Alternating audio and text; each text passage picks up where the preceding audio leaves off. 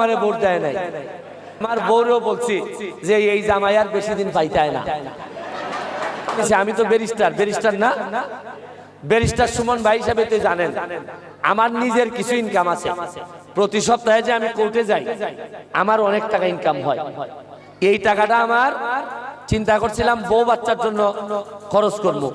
এখন দেখছি এমপি যেহেতু বানাই ফেলছেন, আমার বউরেও বলছি যে এই জামাই আর বেশি দিন পাইতায় না। কারণ এত মানুষ আমারে ভোট দিছে, আমার বউ কিন্তু আমারে ভোট দেয় নাই, কারণ তার ভোট সোনারঘাটে আসেই নাই এখন। তা আমি আমার বউরে বলছি তোমার তো ভোটই নাই, ভোট দেও নাই, বরং যারা ভোট দিছে এরারই এখন টাকা দিব, তোমারে আমি দিতে পারতাম না এত টাকা।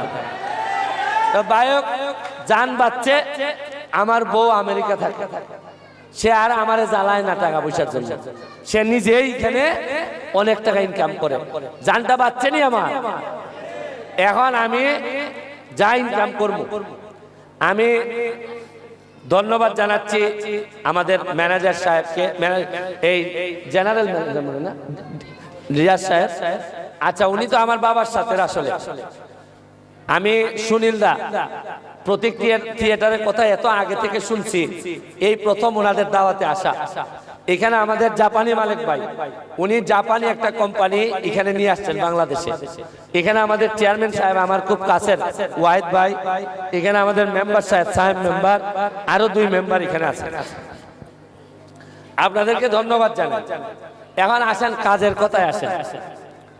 আমি নিজাম চৌধুরীরে বলে যাচ্ছি আগামী 3 মাসের মধ্যে আমার কাছ থেকে টাকা নিয়ে ব্যক্তি ফান্ডের টাকা নিয়ে ব্রিজটা শেষ করে দিবা, তোমাদের এই ব্রিজটা। আমি বেশি দিন হয়তো এমপি থাকবো না, বেশি দিন হয়তো বাঁচতে নাও পারি, যতদিন বাঁচতেছি তত তাড়াতাড়ি চাইতেছি আমি এমপি হিসাবে না, আমি আপনাদের ভাই হিসাবে হোক, ব্যারিস্টার সুমন হিসাবে হোক, বাকি জীবনটা আপনাদের হৃদয়ে থেকে আমি কাটিয়ে দিতে চাই। আমি আগামী সপ্তাহ থেকে নিজাম চৌধুরীর দায়িত্ব দিলাম, আপনাদের একজন টিচারের সাথে আরেকজন শিক্ষক যেন নিয়োগ দেওয়া হয়। এইটার খরচ আমি যেভাবে পারি একজন টিচারের খরচ আমি চালাবো। আর যখন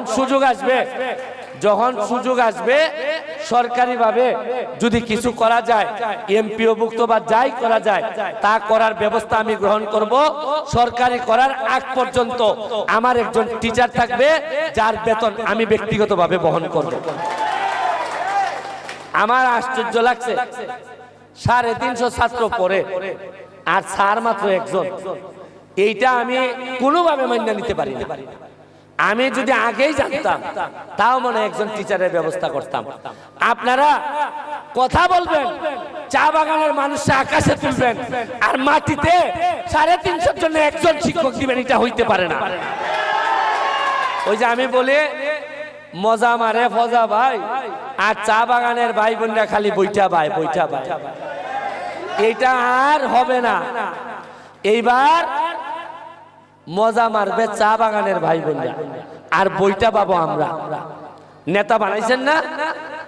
আরেকটা জিনিস শুনেন, রাস্তার কথাটা সরকারি ভাবেই করা লাগবে। রাস্তা পারবো না আমি আমার নিজের টাকা দিয়ে। যে রাস্তা 2টার কথা বলছেন, আমি আগে পিআইয়ের সাথে বসে, চেয়ারম্যান সাহেব আছেন, নিজাম চৌধুরী আছে, তাদের সাথে বসে কোন রাস্তাটা করলে আগে আপনাদের ভালো হবে এই রাস্তাটাই আমি করে দেব।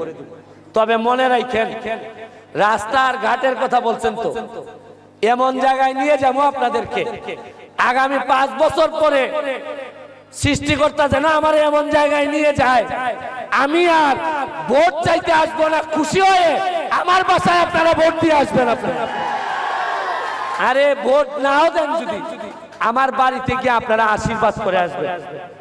আমি অত জন্মাই নাই, চা বাগানের কোন শ্রমিকের পেটে আমি জন্মাই নাই, তবে আমি এমন কাজ করব আপনারা বিশ্বাস করবেন আমি আপনাদের ছেলে, আপনাদের জন্য আমি কাজ করে যাব। কারণ যে সম্মান আমারে আপনারা দিছেন, নৌকারে ভোট না দিয়ে আপনারা আমারে দিছেন, 50 বছরে আপনারা আমারে দিছেন, এই ঋণ কোনোদিন শোধ হবার না। চেষ্টা করব শেষ রক্তবিন্দু পর্যন্ত আপনাদেরকে যেভাবে পারি খুশি করে হইলো এই ঋণ পরিশোধ করার চেষ্টা করব। আমি আপনাদের যা সমস্যা আছে